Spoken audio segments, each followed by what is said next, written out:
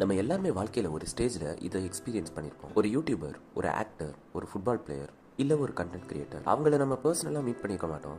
ஆனால் அவங்கள பற்றி நமக்கு எல்லா விஷயங்களும் தெரியும். அவங்க எப்படி பேசுவாங்க, எந்த மாதிரி ஜோக் பண்ணுவாங்க, அவங்களுக்கு என்ன பிடிக்கும், என்ன ஸ்ட்ரகிள் இருக்குது அவங்க லைஃப்பில், என்னென்ன சக்ஸஸ் பார்த்துருக்காங்க, என்னென்ன ஃபெயிலியர் பார்த்துருக்காங்க, இதெல்லாம் நமக்கு தெரியும். அதனால சில நேரத்தில் நமக்கு ஒரு ஃபீலிங் வரும், டேய் இவன் நம்ம ஆள் மாதிரிடா அப்படிங்கிற மாதிரி ஒரு ஃபீல் வரும்.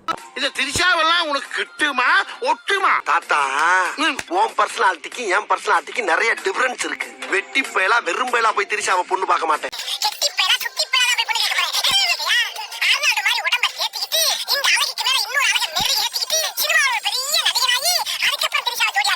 ஆனால் இங்கே தான் சைக்காலஜியோட கேமே ஸ்டார்ட் ஆகுது. ஏன்னா நமக்கு அவங்கள தெரியும், ஆனால் அவங்களுக்கு நம்மளை தெரியுமா? அவங்களுக்கு நம்மளை யாருன்னே தெரியாது. இந்த ஒன் சைடட் கனெக்ஷனுக்கு சைக்காலஜியில் ஒரு பேர் இருக்கு, பேராசோஷியல் ரிலேஷன்ஷிப். இந்த கான்செப்ட் சோஷியல் மீடியா வந்ததுக்கு அப்புறம் கிரியேட் ஆன விஷயம் கிடையாது. 1956 2 ரிசர்ச்சர்ஸ் ஒரு இன்ட்ரெஸ்டிங் விஷயத்தை நோட் பண்ணியிருக்காங்க. டிவி பிரசன்டர்ஸை பார்த்து ஆடியன்ஸ் அவங்க ஃபேமிலி மெம்பர் மாதிரி ஃபீல் பண்ண ஆரம்பிச்சிருக்காங்க. டெய்லி அவங்க ஃபேஸ் பார்க்கறது, அவங்க வாய்ஸ் கேட்கறது, டெய்லி அவங்க ப்ரெசன்ஸ் நம்ம வீட்டுக்குள்ளே இருக்கும். கொஞ்சம் கொஞ்சமாக நம்ம பிரெயினில் அவங்க ஸ்ட்ரேஞ்சர் லிஸ்ட்ல இருந்து ஃபெமிலியர் லிஸ்ட்டுக்கு மூவ் ஆயிடுவாங்க.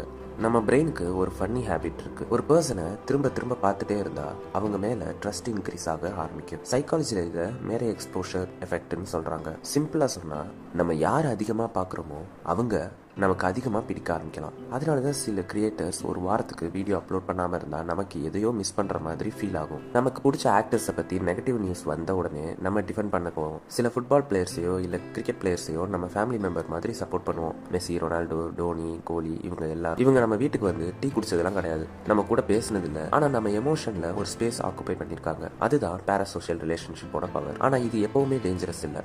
நிறைய நேரத்தில் இது பாசிட்டிவாக தான் இருக்கும். ஒரு கிரியேட்டர் நம்ம லைஃபை இம்ப்ரூவ் பண்ணியிருக்கலாம், ஒரு டீச்சர் நமக்கு கான்ஃபிடன்ஸ் கொடுத்துருக்கலாம், ஒரு ஸ்பீக்கர் நம்ம மைண்ட் செட்டை மாற்றிருக்கலாம். இந்த மாதிரி கனெக்ஷன்ஸ் நம்ம க்ரோத்துக்கு ஹெல்ப் பண்ணலாம். ப்ராப்ளம் எப்போ ஸ்டார்ட் ஆகுதுன்னா, நம்ம கேமரால பார்க்குற வெர்ஷன் தான் ஃபுல் ரியாலிட்டின்னு நம்ப ஆரம்பிக்கிற போது தான். ஏன்னா சோஷியல் மீடியாவில் நம்ம பார்க்குறது ஒரு ஹியூமன் பீயிங்கோட மொத்த லைஃப் இல்லை, அவங்களோட ஒரு செலக்டட் வெர்ஷன், ஒரு எடிட்டட் வெர்ஷன், ஒரு பப்ளிக் வெர்ஷன், அவ்வளோதான். இப்போ ஒரு கேள்வி, நம்ம ஒரு கிரியேட்டரோட கண்டென்ட்டை ஃபாலோ பண்ணுறோமா இல்லை அந்த கிரியேட்டரை ஃபாலோ பண்ணுறோமா? 2 கேள்விக்கும் ஆன்சர் ஒன்றும் இல்லை.